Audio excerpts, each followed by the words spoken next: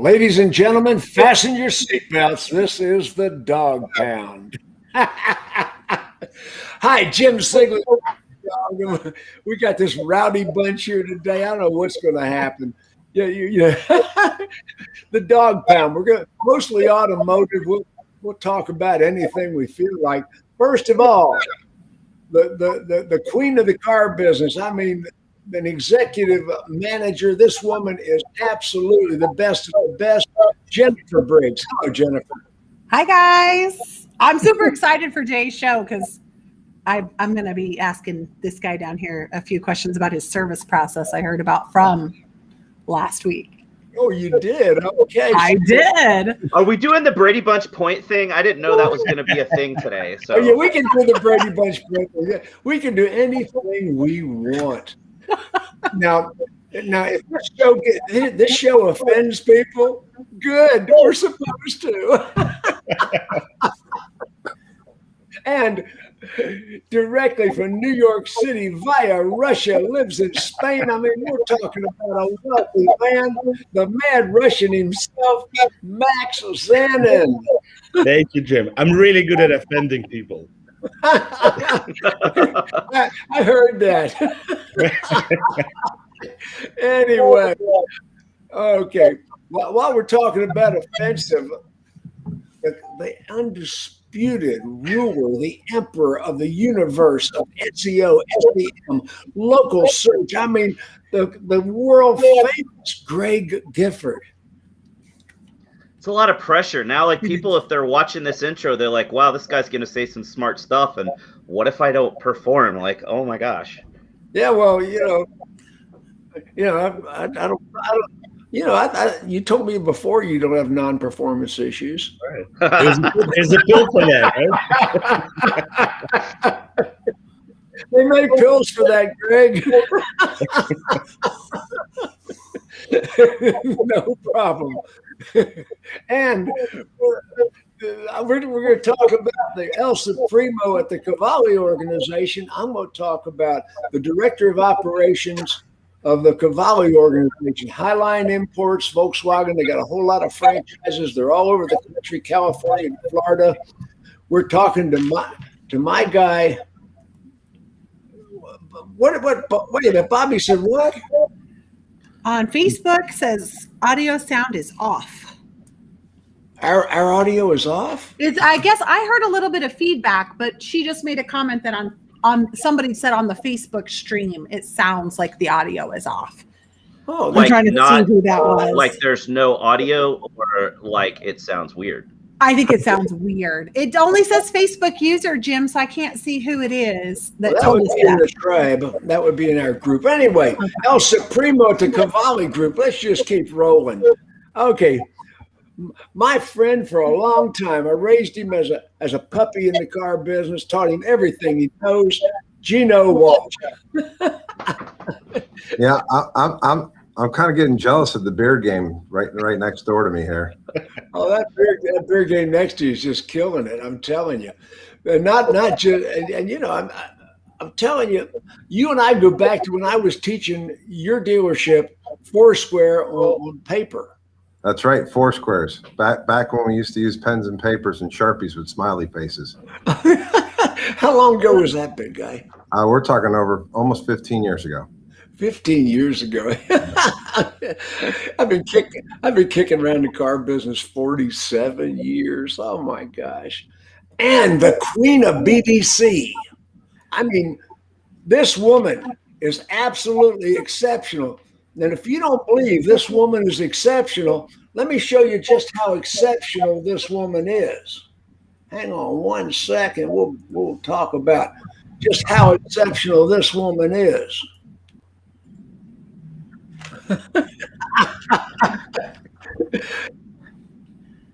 That's good. Do the screen share, because I don't know if we lost her. She's in that tropical storm area in Texas, so her Wi-Fi's been in and out. No, she's still with me. I good. Bobbie can still see it. No, the screen share sort of knocks out Bobbie's fifth position. If she's with us, Bobbie Herron. I'm telling you right now, absolutely incredible. Yeah, automotive news. What the heck? Is she there? I don't know. I don't think she's here. Oh, now they can see you. No, we can't see her. We can't see. To put your I had to put your screenshot up of your article in your place for a second. Jim, can you hear her? Yeah. See, we We can't can't. hear We her, can't Jim. hear her or see her. Really? She's the black box. Yeah. Come back in, Bobbie. Yeah, over like- that direction, there's a big empty spot. Yeah. That's what it looks like right now. Yeah. Oh my gosh. Come back, kid. Black box. Oh Me, my where gosh. you go? Yeah, somebody on Facebook just said that her screen is blank. There she There goes. we go. You got it? Okay. Always Oh a my dramatic gosh. intake. Technical issues in the Thank you, thank you. tribe. Man, Okay. I'm in a bad Wi-Fi area, but no, thank you for sharing that. I was so excited when I woke up yesterday and saw it because I didn't know it was releasing yesterday. But we did tape an awesome roundtable that I'm excited to watch, but it doesn't come out until July 5th. So we'll see. Oh my gosh. And the other big news in the car business, I hate this, but it's what is. My good friend Billy Facillo passed away. Now, Such a shame. yeah, Billy, number one Hyundai dealer in history. I worked with Billy when he was a wholesaler. I used to joke with him. I taught him everything he knows. But anyway, we really miss Billy. Great guy, great car guy. I'm telling you right now, absolutely incredible. Sorry about your loss, Jim. Yeah, it was. I hadn't talked to him in a couple of years. Just one of those deals. Yeah. But and last time I had dinner with Billy was in Syracuse, and it was amazing. He had a cell phone in both ears, talking to all his stores. I mean, he was doing business incredibly, all the time. Never stopped. Just continually doing business. Well, that's sad to hear. Yeah. Well, what is. Geno, how's the business for Qvale? What's going on with you guys? I mean, if you're not doing a good job right now and you're a dealer, then you might want to open up an ice cream stand. I think Yeah. I think it's been a record run, obviously, because there's reduced supply. I think everyone's 10 foot tall and bulletproof right now, and I think that's kind of where we're at. We're saying to ourselves, it's great right now, but it's going to be a dry summer, right? Mm-hmm. Everybody's metaphorically and physically, right? In some places. As far as inventory is concerned, I mean, we drove down a few of the dealerships in our local area here in California, and you got Toyota dealerships with 15 cars with 10 acres out there. So it's a dry summer, but I think it's going to be a really wet winter as far as inventory is concerned. And I think if you're not getting your processes down now, if you're not holding people accountable now, there's going to be this like the 5 stages of grief that are going to occur in November and December with these teams, and they're going to go through the denial, the anger, the bargaining, the depression, and what we're trying to do right now is like get ourselves going properly that we can go right to the acceptance stage. That like inventory's back, customers have buying power now. There's competition that's out there.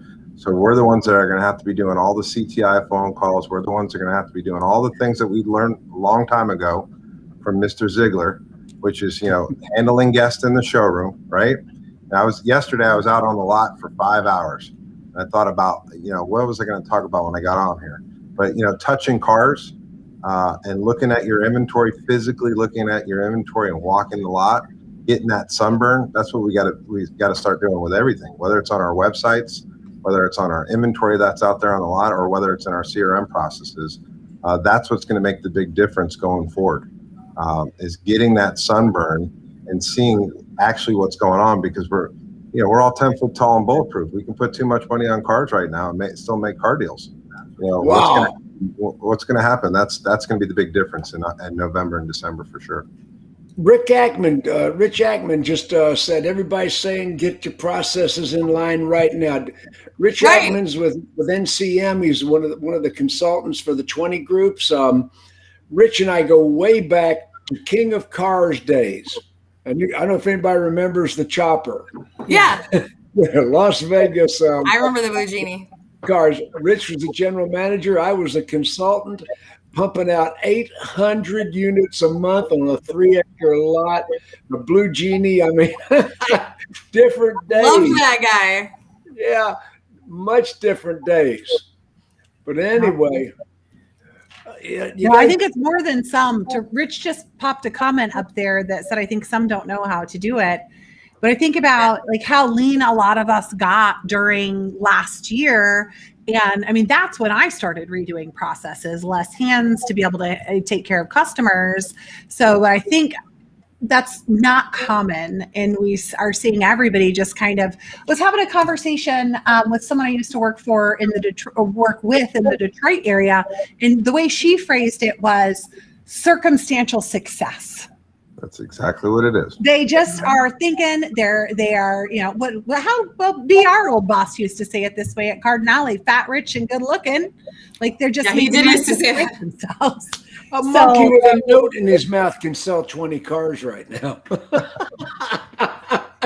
It is, and again, I just, for me, it's kind of like, I think because I grew up in operations during the last big recession, working for GM Heavy Group. We were cashing contracts that day at credit unions. Like, I feel like I've always done it. So I still see these people struggle to get there together. It's kind of like, hello, hi. That's okay. I'm going to keep watching you. You'll be for sale soon. Wow. What are you seeing, Max? Goodbye, so soon. Max, what are you seeing out there? Listen, I agree with everything that Geno said, but I have a slightly more cynical view. No, right? shit. Because No way. You? right. Because gross profit is good, but you know the gross profit that dealers are having now, that's the type of profit that corrupts and makes you lazy. And majority of people are not like Geno. They are not getting their processes together. And when the winter comes or the spring comes, whenever it comes, there will be blood on the street. There will be dealerships for sale, for pennies on a dollar. And if there are auto groups out there looking to expand, this will be the opportunity. Like in Bitcoin, they say buy the dip. The dip is coming, guys. Get your cash ready, and you'll scoop up some dealerships for next to nothing. We talk about the dip, absolutely. Greg, what are you seeing, big guy? Yeah, I mean, these guys are talking about processes and inventory, and there's a lot of dealerships out now that are dropping their paid search spend. They're dropping SEO because they're like, we don't have any cars on the lot, and what we do have, we don't have to advertise to sell because there's not much out there. So let's quit doing all of our marketing because we don't need it. Wrong approach. Exactly. And that's why it's going to be a bloodbath in 6 months to a year when inventory comes back and now competition is back up and you've got competitors that have been doing all of the right stuff the whole time while you dropped it for 6 months. You're going to drop to the bottom of the list and then your competitors are going to just destroy you when the inventory's back. It's the worst time to stop doing marketing because, sure, you don't have a problem selling new cars, but you still got used, you still got parts, you still got service. You got to do marketing for that. And so many dealers are getting it wrong right now. It's going to be a really ugly fall for a lot of people. You got to stay in front of the people, dumbass. I'm surprised to hear I'm surprised they're cutting SEO. Like, how stupid is that? That's not how SEO works, people. It's not really happening. It's not really happening with us because we're a little bit more selective about who we work with. Yeah, and but your SEO is awesome. I know a lot of other people. What do you do, Greg? What do you do? Well, I know a lot of other people though, and other agencies, and I just talking to dealers at Digital Dealer and talking to dealers that call us and ask questions, and there are a bunch of dealers out there that are like, we don't need SEO right now. Let's just quit it because we're selling cars, and we're just like, oh man, like I just don't get it. Like if you're a dealer out there who's cutting your SEO right now, I would like you to just let me know. I won't try to sell you anything. I'm just going to pick up your competitor as one of my marketing clients. And then I'm going to install the SEO and then I'm going to swipe the floor with you because that's so dumb. Wipe the floor with you. Be like Ashley Mayberry says, that thing your competitor knows how to do that you don't? I taught him that. If you have stopped advertising and you have stopped marketing, what in the hell are you thinking? You've got to have eyeballs. You've got to have the public is fickle. They move on. Now is the time to be strategic. This is the time, Jim, to really get content rich on all of your native sites. I mean, this is like, should be digging in, especially I heard someone talk about service. I mean, building out every one of the landing pages. We're going to start doing F&I videos. We're going to build out all of our F&I videos. Yep. We're going to be building out more videos on our process as well. I mean, this is what people want when they do land on your site from, you know, any of the different ways in which you're spending money to get people to your site, endemics or even GMB. Make sure that there's something worthwhile to look at when they're on there. I can't do this backwards. But yes, that right there, exactly what he's saying. Whoever this is saying we're assuming they're producing new cars, we're having a trouble with inventory. Yeah, the chip shortage is going to last for at least another year. We're going to get a little more inventory, but that's not what we're talking about. Right now, everybody's loving they can sell cars and make tons of money, but that's going to go away even if we're still short on inventory. You can't quit marketing. You've got every sale, every single person that buys a car from you, and every single person that comes in to get their car serviced from you, and every single person that buys parts from you did it because they found you on Google.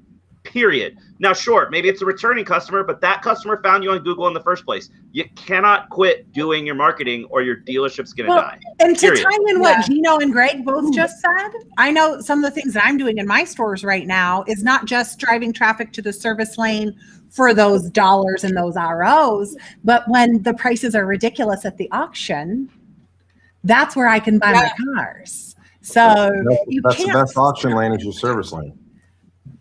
Oh, yeah, absolutely. Absolutely.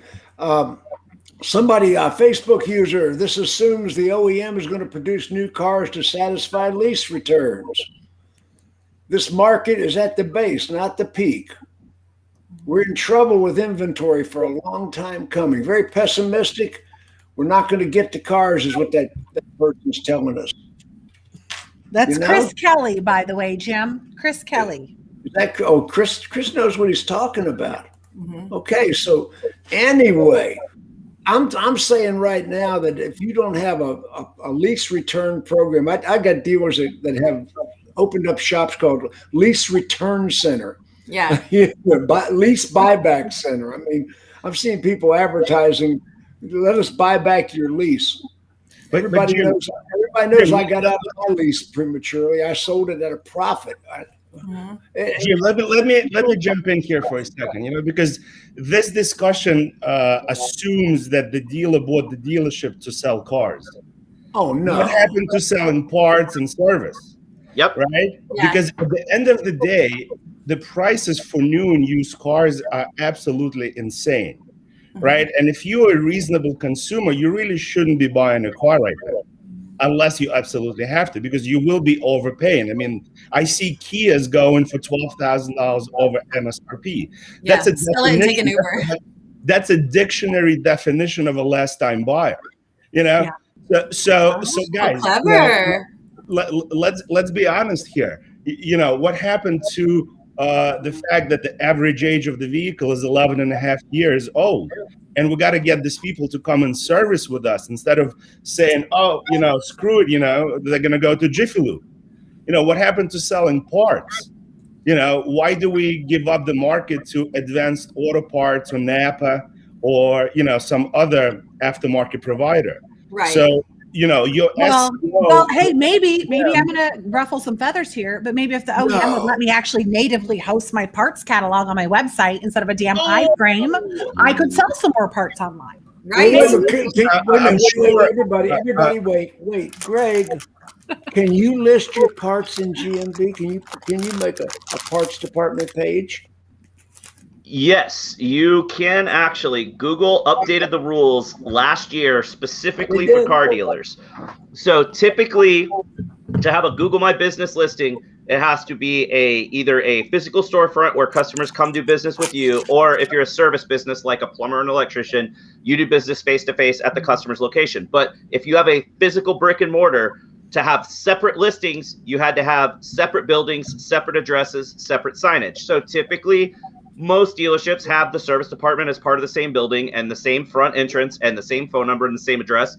Google understands that that's a completely separate business reason that people would come there. So now Google lets car dealers have separate Google My Business listings for the dealership, for parts, and for service. So every dealership should have a separate Google My Business department listing for parts and service. Most dealerships haven't done that yet, so they're missing a boat.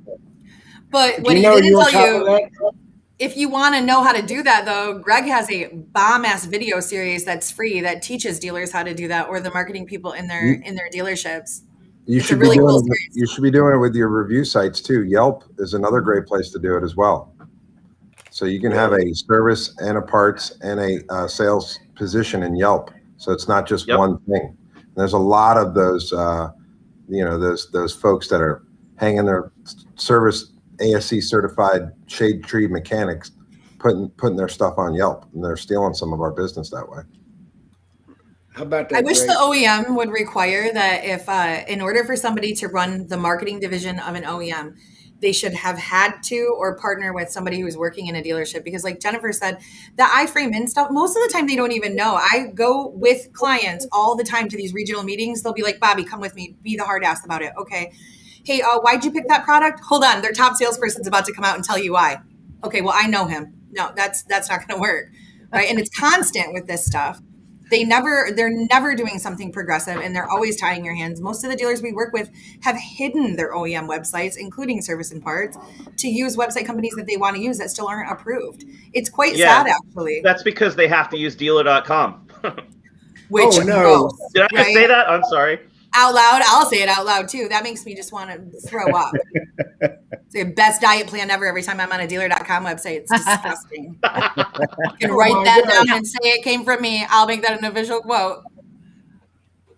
Listen, I'm not complaining. I got 23 DDC websites right now, but we have special treatment, and we get special service. It's still the bones of it. Gives special treatment to certain dealerships, and they crap on others. Is that what you're saying? What I'm saying is, when you have a partner that is giving you feedback on how to improve your product, they give you special treatment, is what I'm saying. So my experience with them is not what the average dealer experiences, but I also have we put a lot of work into it, and they're cranking out conversions for us. We're getting more calls, more lead forms. Everybody talks about nobody fills out a lead form, and I'm seeing increases in form fills. So when you're elbow deep into it with the provider, now, if we had the wherewithal and the time, would we probably build something from the ground up? But it is what it is. So how do you put lipstick on the turd? Well, you don't use an out of the box option. That's the number one. And that's what you're not doing, which is why that's not occurring. But a lot of these dealers are going and doing an out of the box option, but they don't even know. They don't even know that on their incentives page, when a customer puts in the zip code for their city, it takes them to another dealer. They don't even know that's happening. They don't even know that they go to a parts page on their website to fill out a form, and it goes to cyberspace. And then I talk to parts managers, and they go, "What? Nobody'd send that in." I had to buy a battery for my car the other day. I filled out 7 forms in 5 minutes. Not one person called me. This gets back to getting the sunburn. Like I just talked about it before about touching all the cars in your inventory. You should be touching all the form conversions on your website. You should be looking at every page. I mean, shame on you as the dealer if you don't know where that thing's going. I mean, that's what we do. We sit there and we go through every single page. It's, you're going to get a sunburn. Listen, I got a sunburn. It's right there. You see it? And that was touching every single car out on the lot.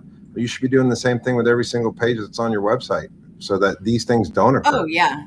Because then, maybe some of the dealers shouldn't, because then you guys will all keep jobs, right? So, so we started using it to help us with those inspections, because it was hard for one person to be able to go through that, right? We have a corporate marketing department, but there's still only so much. So and Greg, I'm curious as to your opinion on tools, because we use Screaming Frog to help us with some of the structural type of things to get that sunburn. And it's so funny as the ghost girl here is talking to Geno about sunburns. But that's the tool that we're using to help us be more efficient and to look at the structural parts of the pages, make sure no links are broken, that everything's going there. Greg, do you have a recommendation for the folks watching, a tool that they could be using? I mean, Screaming Frog was very affordable. Yeah, no, I mean, we use Screaming Frog too. Screaming Frog's great, but you have to have an understanding of what that tool giving you as far as information. It's definitely one of the SEO tools it's a common thing in SEO, that it's a tool that works and it's got great data, but the guys that created it are devs, not app designers. They don't have that. There's no user experience thought whatsoever. So it's difficult. There's a big learning curve for it. But yeah, it's an awesome tool. But the one thing that I always tell dealers is you have to be really careful whenever you're using a tool like that, because it's a tool that's meant for every website out there. Just like the site graders that people will use, or you get SEMrush and run a site analysis or something like that. You got to take it with a grain of salt, because you might get something that kicks back and says, oh, you've got a bunch of 404 errors. And then the dealer loses their mind and says, oh my God, there's 404 errors. What do? I have to fix this. It's killing my SEO.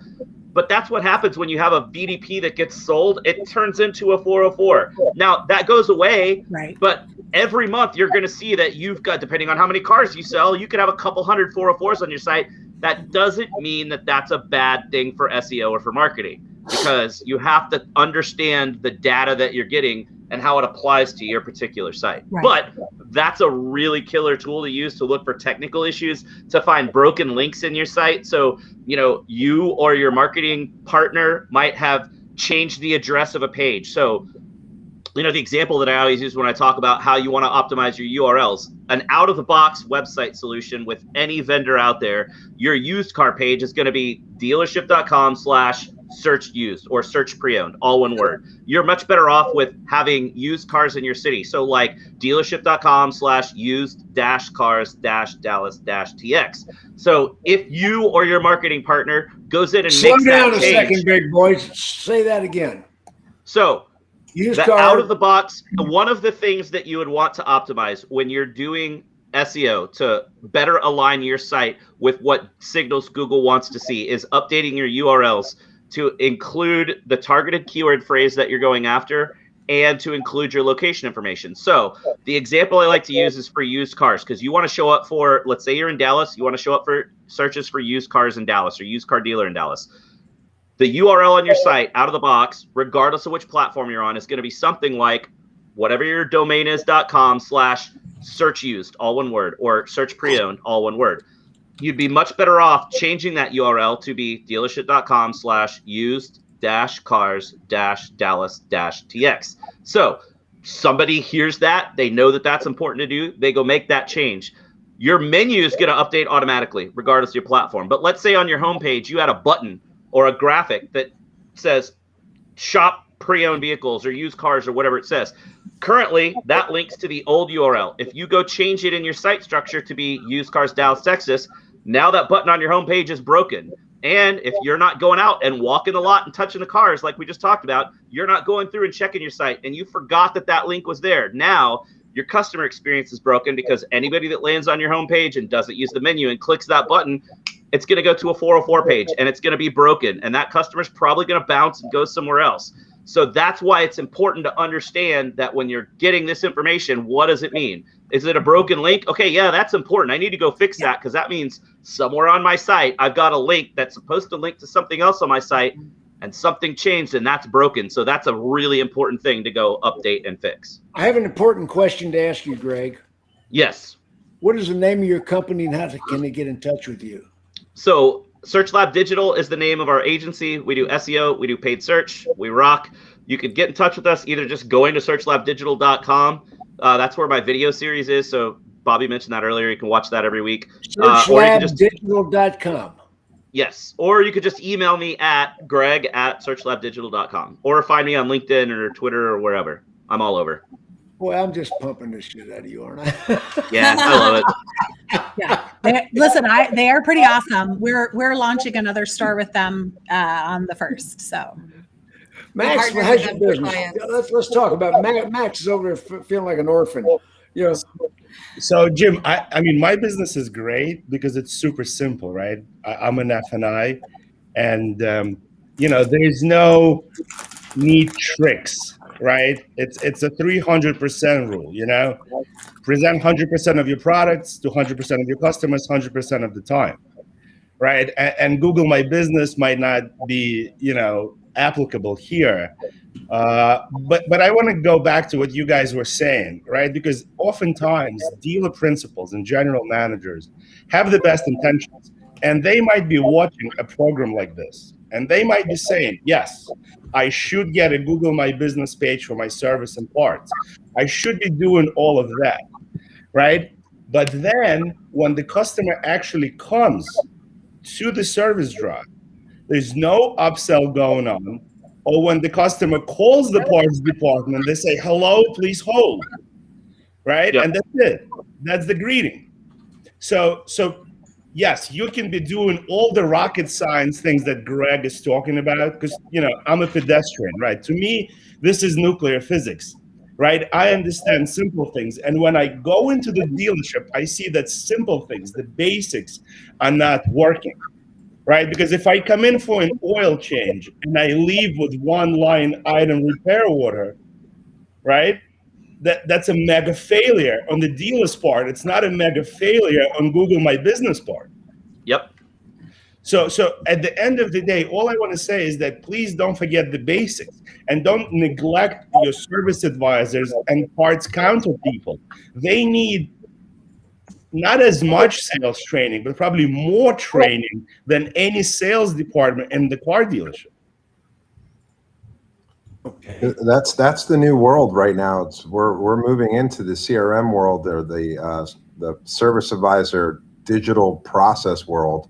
We're actually even created a new position for one of our folks who's going to be our fixed operations technology process manager, and we're using all of our tools, whether it's video, texting, or we have a really good tool which is Update Promise that we're using currently right now, which communicates with our customer. We give a glove box to the customer. We set the process up for them so they feel like they're in control, very much like a lot of the sales tools that are out there. But the reporting is excellent. That's where you're going to really get to refine your service advisor's processes, right? So you can sit there and look at it. When we look at tools, we look at, one, does it have a unique experience for the consumer? Two, is there massive reporting around it, like really good granular reporting? And number three, can I put a pay plan around it, right? Because those are the three ways that I'm going to get implementation. You talked about the 300% rule. That's the 300% rule for us. Repeat that one time. Repeat it. Okay, it has to have a unique experience for the consumer. So right now, our communication with the customer and Update Promise is a unique experience, right? We're going to do a vehicle check-in of the vehicle. We're going to walk around with an iPad. They're going to get a copy of that. We're going to bring the vehicle into the service lane. An ASC certified mechanic's going to do a full video walk around and basically tell them what's good, what's bad, what's not, what's okay with the car. From there, the consumer is going to watch that video. We're going to send them a digital multi-point inspection, no more paper, no more four squares, right? And then from there, they have the opportunity in their own glove box to be able to approve, defer, or decline the work, right? And then your service manager can turn into a TO manager as well, right? And can pick up the phone and say, hey, Mr. and Mrs. Ziegler, I don't know why you think that you can get around with these Baldinis, but I think it's really important that you take care of these tires, right?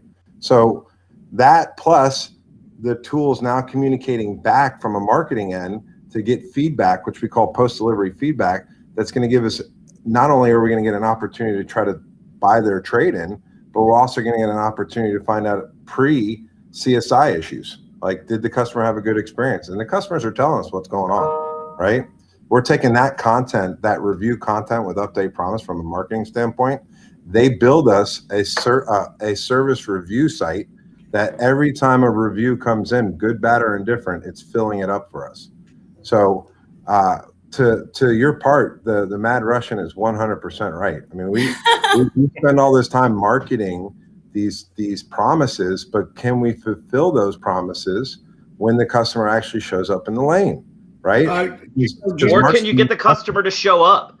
We had a Ford dealer back in the day when I was working at Dealeron, and this guy saw me speak at NADA and was like, that's the most amazing thing I've ever seen. I want to sign up for SEO today. Let's go. Let's do this.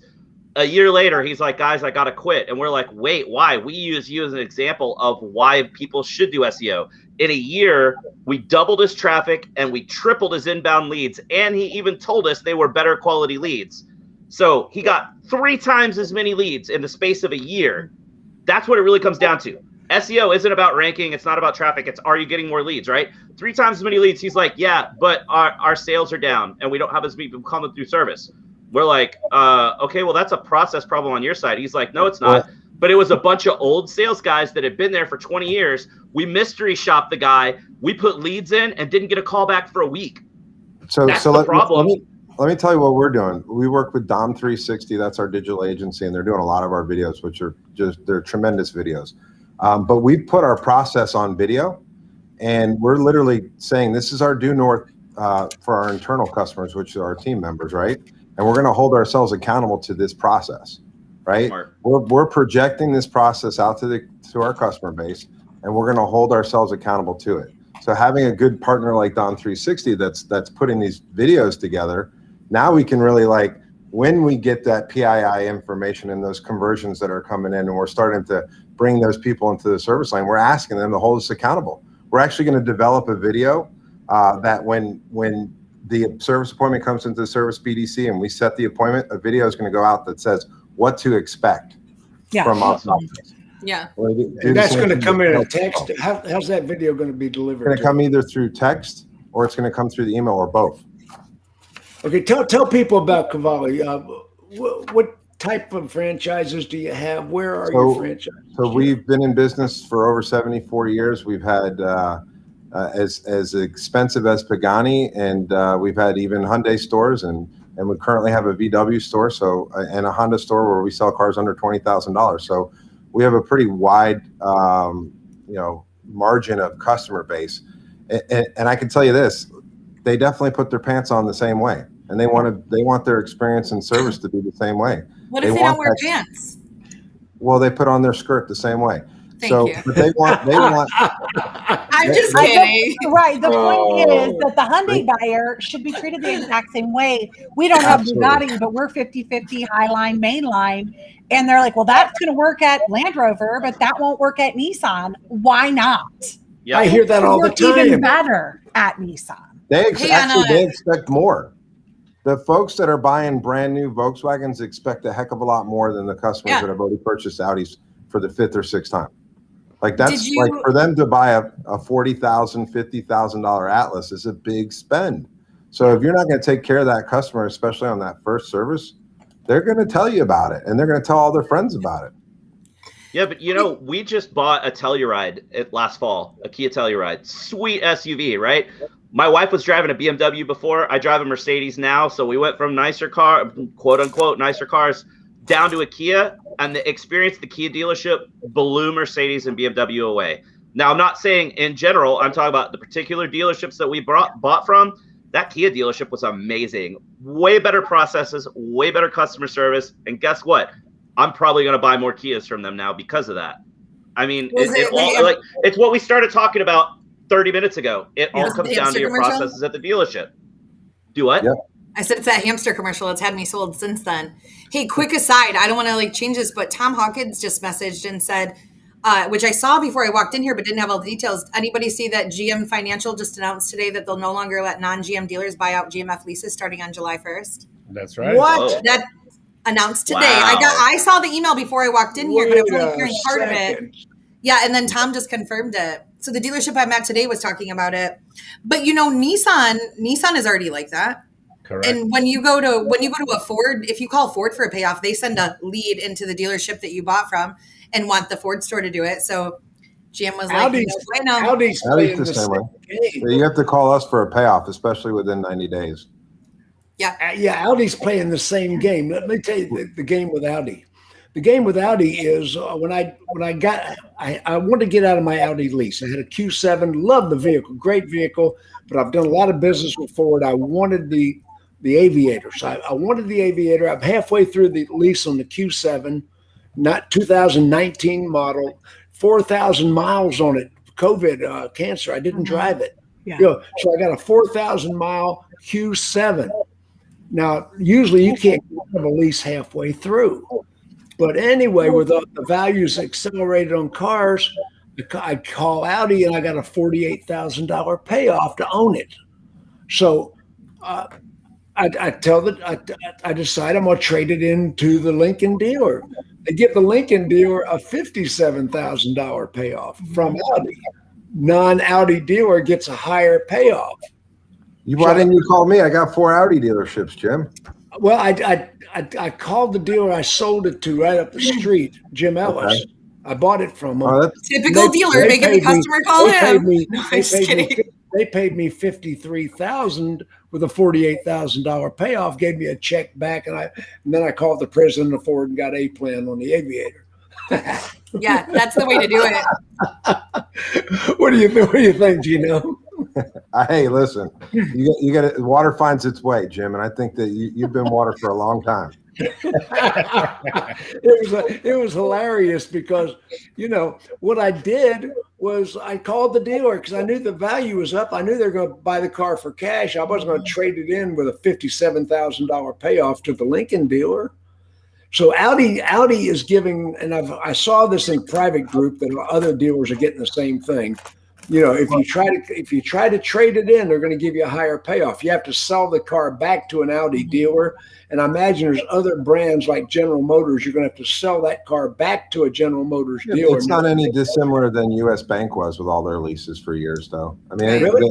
they own the property. So when they were taking the hits, and I'm not defending Audi like crazy amounts, but when they were taking a lot of hits back when the number was lower, they own the vehicle. They should be able to, to at least profit a little bit from that margin. Well, they said that was market value. That was the market value is what they gave the Lincoln dealer, but the true payoff is what I had as the customer. Right. Well, when all the customers sent in their cars to A3 leases and they took $4,000 or $5,000 whacks at the auction, wholesaling those cars, you got to understand that the manufacturer sometimes you're the statue and sometimes you're the pigeon, right? The Russian understood that, didn't you, Max? That's the thing right now. You want to lease. I only want to lease right now. If I'm going to take a higher hit on a car, it's going to be played out in payment, and I'm not going to be underwater at the end of the lease when I have a pre-negotiated buyout price at the end. That's just how I'm looking at it. What about these short-term subscription services? Are we predicting they're going to see an uptick in utilization because of the bubble's going to pop eventually? Well, do you guys know what's going on in Hawaii right now?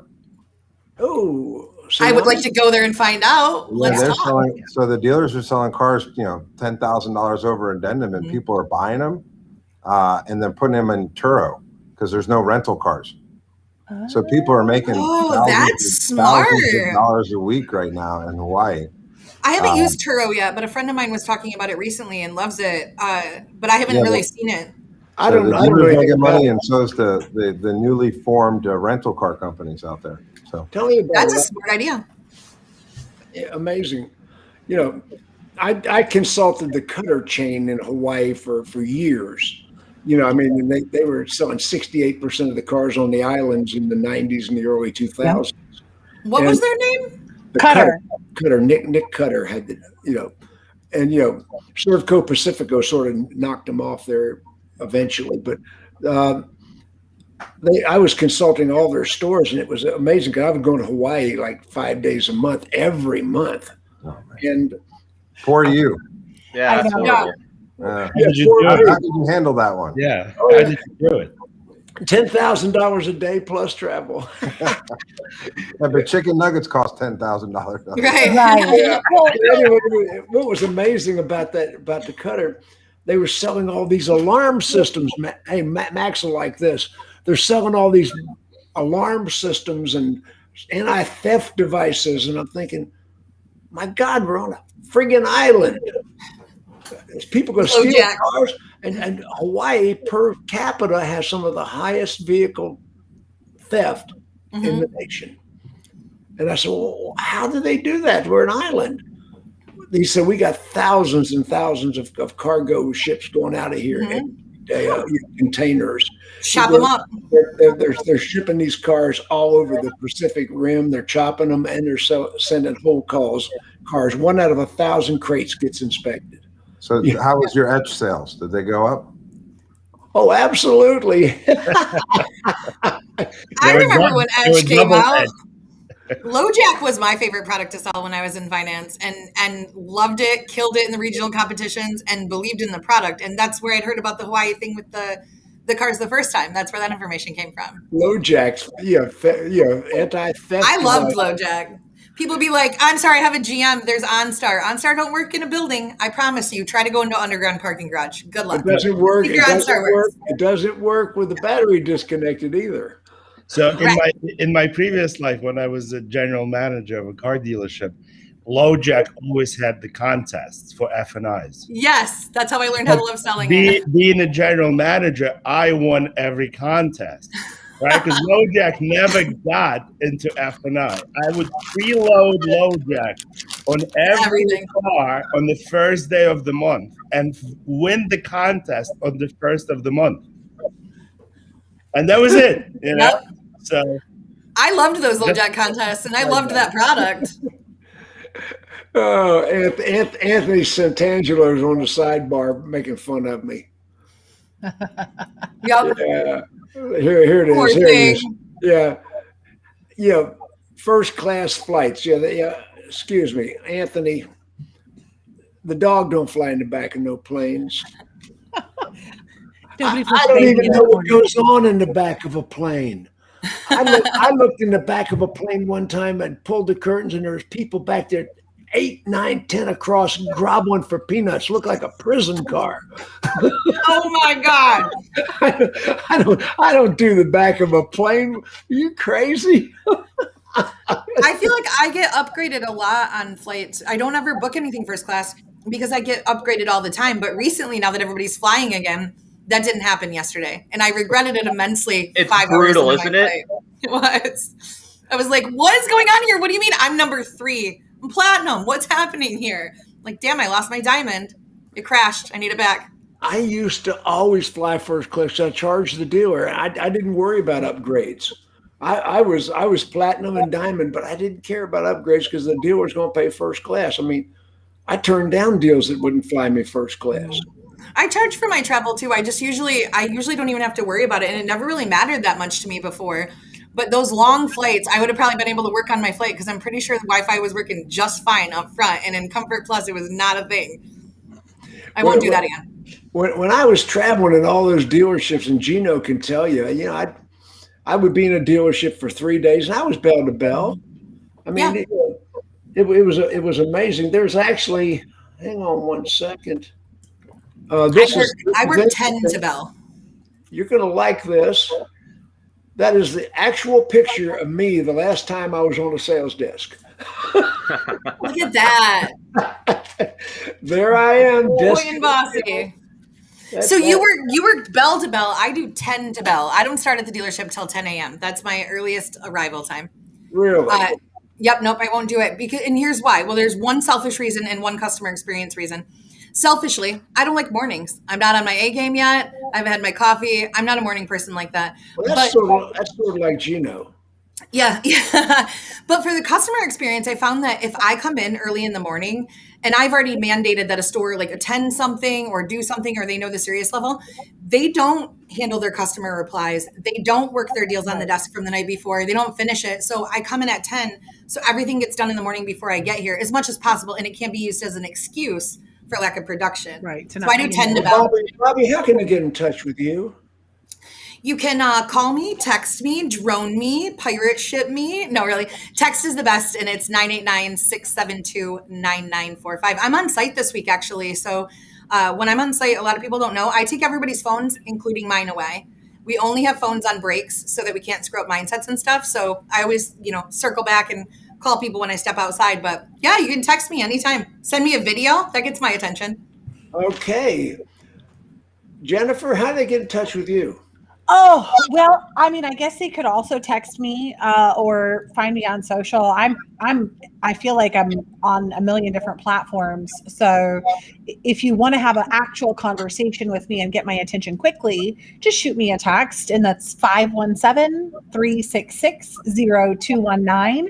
And it's so funny because, Jim, I always get calls after we do shows like this, and they'll text me and like, oh, we thought it was going to be like an assistant. I didn't think you were actually going to take the call. And they're like, no, like I wouldn't give my phone number if I'm not willing to spend 20 minutes with you to talk about what you need to talk about. So shoot me a text if you want to have a conversation. Don't put her down for bail money though, because she's not up in the middle of the night, and I've already got her. And I'm also the mean mom who would leave your ass in jail. Okay, Greg, we know how to get in touch with you. Searchlab.com. Searchlabdigital.com. Yes. Searchlabdigital.com. And Max Zanan, how do people get in touch with the F&I guru? Is there a Russian number? So I want to preface this by saying that I'm at a point in my life where I only work with dealers that want to win. Yes, so you losers, don't even bother. Don't waste your damn time. Because it makes my life easier, right? And it makes dealers' life easier. So if you're serious about making money in F&I, if you're serious about structuring a reinsurance company properly, then please get in touch with me. My number is 917-903-0312, and my website is maxzanan.com. Max, do you do power sports too? Yes, I do. Okay, very good. I look at this. I am so pleased to see Geno here today. Geno, you and I go back 15 years. We've seen a lot of changes in the business, and you were a sales manager when I started working with you, weren't you? Or are you still selling? No, I was a sales manager at that time. Yeah, you and Brett Mason. And I don't think the changes are going to stop. I think, obviously everybody on this call probably has experienced it, some of their dealers, but it's really difficult to hire people right now. So we're having to develop or apply innovation, which is part of our Qvale commitments, into utilizing technology and develop processes that are going to assist these customers in an appropriate professional manner. That's a great outcome for everybody involved. Wait a second. I know something that I know Qvale really is. You have a premium pay plan. Your people are making some pretty ridiculous good money. Well, you do an A job, you get an A pay. So that's usually how it works. Do you want anybody? Do you need any applications from this broadcast? Yeah, absolutely. We're hiring obviously for sales everywhere. So if you go to Q Cars Direct, CARS direct.com, Q Cars Direct, and that has all of our career opportunities that are available right now. And I'll give my cell phone number out there too, 954-234-0130. That's 954-234-0130. And I'll be happy to, if anyone just wants to connect and ask me some questions, I'm always an open book. I look at it like Ziegler did. If you help enough people get what they want, then you're never going to want anything. You're going to get a text from me so we can talk more about your service process. Yeah, is that a CRM trophy behind you? Is that a that CRM? Is the QAG CRM Championship trophy right there. I knew we were already friends, but now I love it even more that's just the background. That's my passion back there. The three C's, used to be in the car business. The three C's were see the keys, see the car, see you later. And for us, it's commitment to a process. It's about consistent reporting and competition, and that is the competition that's back there. Is that your cell phone on the screen, Geno? That 234. But you can call that person too. Oh no! Write that down You can call that person 954. Yeah. 234. Don't call that person. Yeah. Just make sure it's all for your warranty calls. 234-0130. I love that you have the trophy in the background there. You know me, and I'm obsessed with process, with technology, with customer commitment, but mostly I love. She's obsessed with trophies. Oh, yeah. As Jim would say, I'm a millennial. I love a trophy, especially when I earn it. That's amazing. And CRM is my favorite thing to start with the process, so I love that. That is a really earned trophy. I hate it when you go to some of these conferences where they give away all the glass trophies you have to pay for. Yeah. That is. I haven't gotten one of those. Yeah. I mean, they're selling all these glass trophies. Okay, Geno, let me try one more time. Okay. Okay. There it is. Is that right? Yep. Is that correct? I like how the screen is frozen with Geno's face, like for just a second. Like I'm not sure. Poor Ronald Smith is getting all these phone numbers wanting to get a job. Oh, you know somebody's slipping up into Ronald Smith's DMs now. Good job. Why the heck? This has been one great show. Let's walk through the end game here. Okay, Jennifer, what do you want to say? Gosh, I think that again with the processes as it be, it's something we should be constantly looking at. And I think Geno's talking about their commitment. In the first store I worked at, we were Cadillac, Oldsmobile, GMC, Pontiac, and we did have that commitment card. Everybody had to carry it in their back pocket. Every single employee, no matter if you were the porter or the comptroller, you had to have that on your person because you would get stopped and get quizzed on those commitments. And as we talk about whether it's GMB or it's paid or generating traffic, if you're not prepared to take care of the guests in your house, you're kind of wasting your time. So find out what those commitments are. If you're going to have that message, make sure your team actually knows it too. So when your customers expect it, they can deliver. I think Geno just said a while ago. Hey, Greg got a question for you. Yes. What question? Thank you, Hawkins. Good job. There you go. So Bruce wants to know if there's GMB pages managed by co-op partnership dollars. Yeah, we do stuff and we get paid with co-op dollars for certain OEMs that are more open-minded and don't lock it in. But my main question would be, why are you only shopping for a partner based on who you can use co-op money with? Because the co-op system is not in the dealer's best interest. It forces you to use certain vendors, and all of those vendors honestly suck. So luckily, several of the OEMs will let you co-op anybody, or at least 50% co-op anybody, but it's like Monopoly money. If I gave you $1,000 Monopoly money, you can only use that Monopoly money playing Monopoly. It's worthless everywhere else. You'd much rather have $1,000 cash to use it where you use it best. So why use a cookie cutter crappy solution when you can have somebody that knows what they're doing is going to get you results? So what if you have to pay for that yourself? It's the most important thing your dealership could do with marketing money. So yeah. Anyway, now I got to dispute you there. I met a co-op vendor one time that didn't suck. There might be a few out there that are okay, but in general, not all of them suck. But the packages they're forced to use do suck sometimes. Yes, yeah. The idea of I'm going to find a partner. Most co-op programs are corrupt. Problem is they're all shifty. Yeah, that's the word right there. That was clever. Shifty, like in digital.